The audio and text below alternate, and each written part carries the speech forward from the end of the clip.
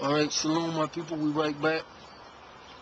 And again, when you do your own research, you're gonna see for yourself these words don't mean what they are supposed to mean. Let's get back to the scripts.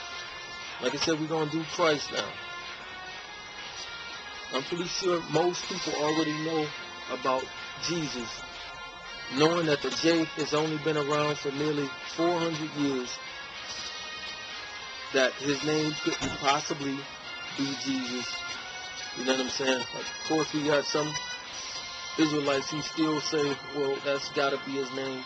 But the way I view it is like, when we in Egypt, they call Muhammad, Muhammad. When we in America, they call him Muhammad. When I was in Jordan, they called him Muhammad.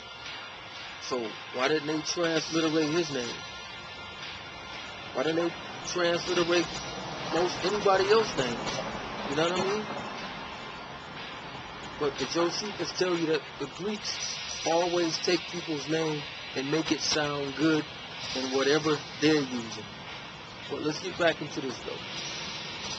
Christ, it comes from a God named Christos.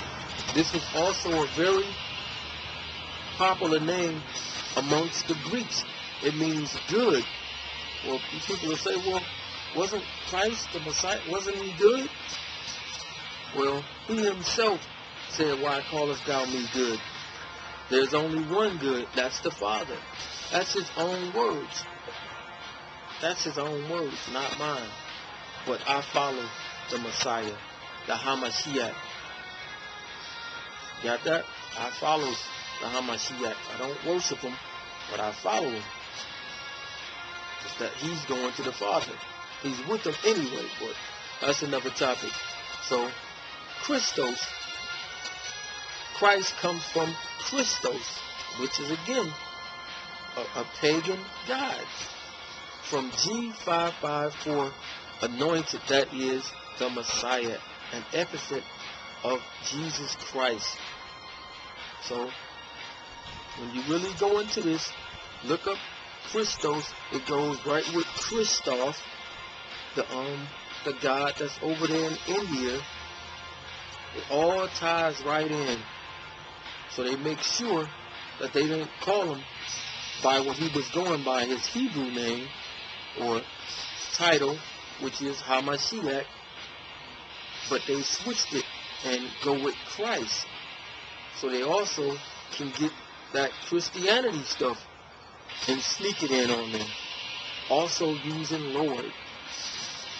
That's Baal. Also it comes from Lars or Lars. Please do your own research. Lars or Lars, which is plural because they would have these double statues that were similar and they look alike. So that's how they was going about coming up with this Lord, and they just remove the Most High and the Messiah's names, and they put in these things to make you call on these names, which again makes you break what's that? It makes you break Exodus 20:23 and 13, which you're not supposed to call pagan gods' names. No gods. You're not supposed to use those terms. But let's continue.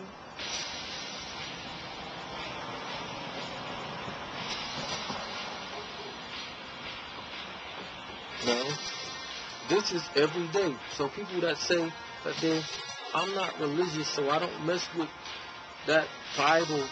Bible is another word you gotta look into, because the whole book never ever mentions that word.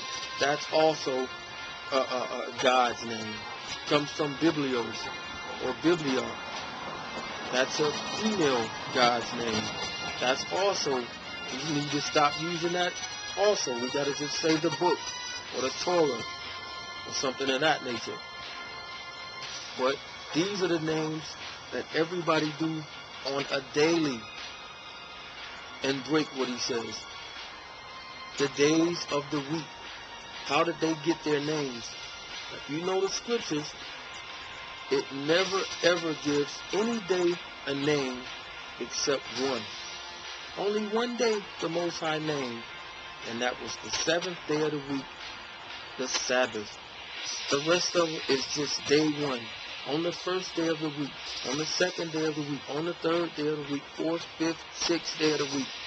The rest of it was just days which he worked on. That's why we don't understand how people say, I can switch and worship any day I want to.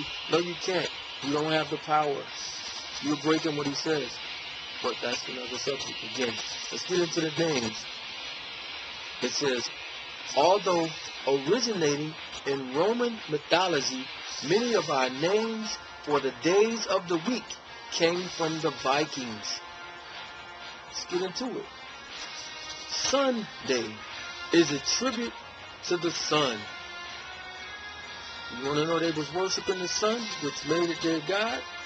Read Ezekiel 8 and 16. Tells you plain and simple they were worshiping the sun. That's how you get the name of the day. Let's continue. Monday is a tribute to the moon. You don't think that they was worshiping the moon? Read the book of Job, like the 32nd chapter, somewhere up in there, tells you directly, if I worship the moon, and it lets you know. Also, look at Islam. They got the moon and the star on top of all of their mosques or temples or whatever you want to call it.